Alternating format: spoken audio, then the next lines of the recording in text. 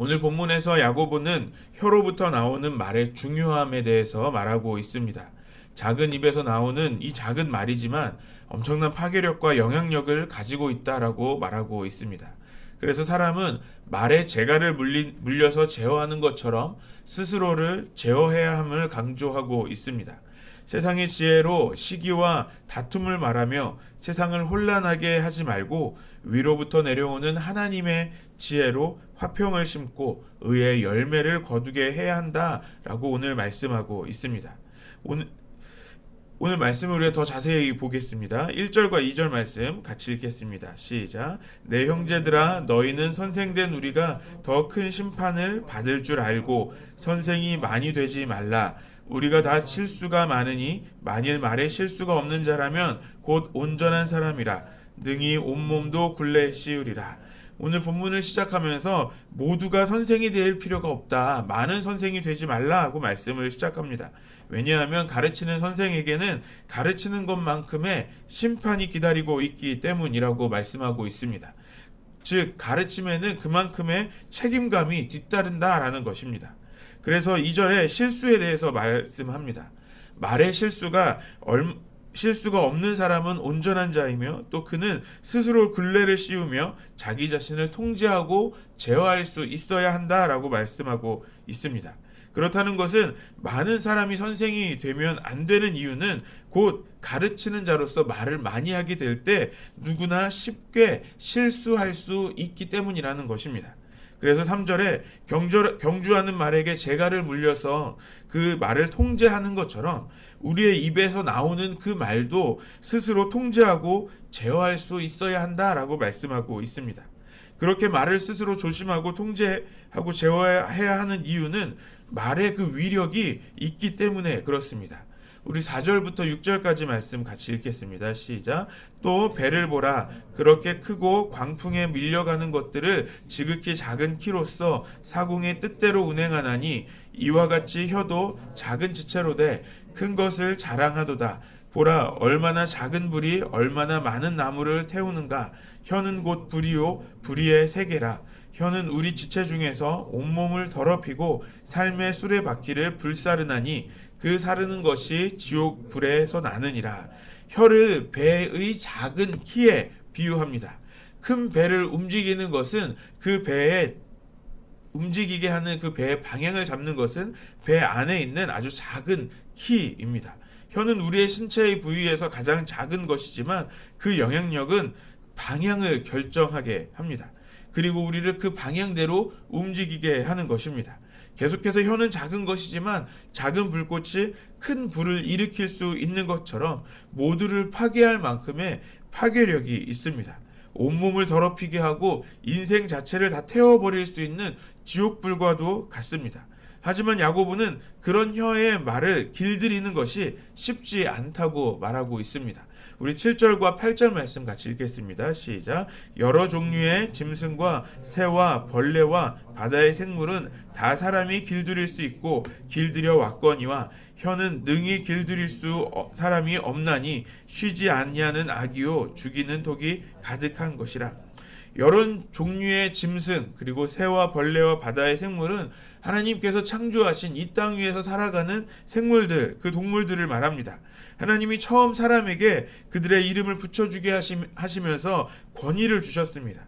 하나님이 주신 그 권위와 또 능력으로 지금도 사람들은 여러 생물들을 길들이고 다스릴 수 있는 것입니다. 하지만 혀는 그렇지 않습니다. 혀를 길들일 수 있는 사람이 없다라고 말씀하고 있습니다. 왜냐하면 혀는 쉬지 아니하는 악이며 죽이는 독이 되기 때문에 그렇습니다. 하지만 원래 혀의 목적은 하나님을 찬양하는 것이었다라는 것을 또 알 수 있습니다. 우리 9절부터 12절까지 말씀을 또 한번 읽겠습니다. 이것으로 우리가 주 아버지를 찬송하고 또 이것으로 하나님의 형상대로 지음을 받은 사람을 저주하나니 한 입에서 찬송과 저주가 나오는도다. 내 형제들아 이것이 마땅하지 아니하니라. 샘이 한 구멍으로 어찌 단물과 쓴물을 내겠느냐. 내 형제들아 어찌 무화과 나무가 감람 열매를 포도나무가 무화과를 맺겠느냐. 이와 같이 짠물이 단물을 내지 못하느니라. 한 입에서 두 가지의 말을 할 수 없다라는 것입니다. 한 구멍에서 쓴물과 단물이 나올 수 없듯이, 또 무화과 나무가 감람 열매를 맺을 수 없듯이 우리의 입에서는 하나님을 찬양하는 말이 나오며 동시에 하나님이 창조한 사람을 저주하는 말도 나온다는 것입니다. 그런데 이 두 가지는 같이 나올 수 없다라는 것을 말하고 있습니다. 그 말은 다시 말하면 우리의 입에서 나와야 하는 말은 하나님이 창조하신 사람을 저주하는 말, 어떤 부정적이고 악한 말이 나오는 것이 아니라 하나님을 찬양하는 것들이 우리의 입에서 나와야 한다라는 것입니다. 우리의 입술을 만들어주신 이유는, 우리의 입술이 만들어진 이유는 우리가 많은 말을 하는 것이 아니라 하나님을 찬양하는 것을 말해야 한다라는 것을 말씀하고 있습니다. 그래서 오늘 본문에서는 특별히 우리의 혀의 말이 어떤 내용을 말해야 하는지를 구체적으로 말씀해 주고 있습니다.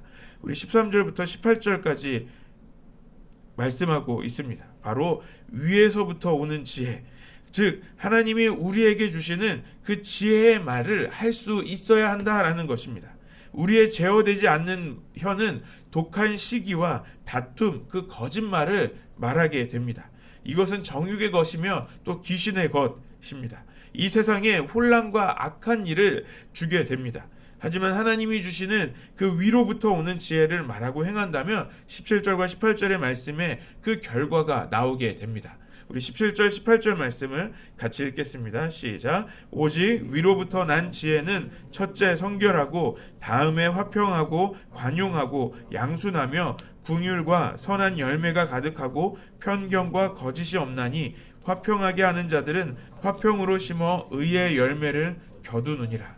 성결과 화평, 관용, 양순, 긍휼과 선한 열매가 가득하고 편견과 거짓이 없으므로 의의 열매를 거두게 된다라고 말씀하고 있습니다. 우리가 우리 스스로 혀, 그러니까 우리 입의 말을 제어하는 것은 쉽지 않습니다. 하지만 우리의 혀가 무엇을 위해 지어졌는지 오늘 본문을 통해 알게 되었습니다. 하나님을 찬양하며 또 위로부터 내려온 그 지혜를 전하는 것입니다.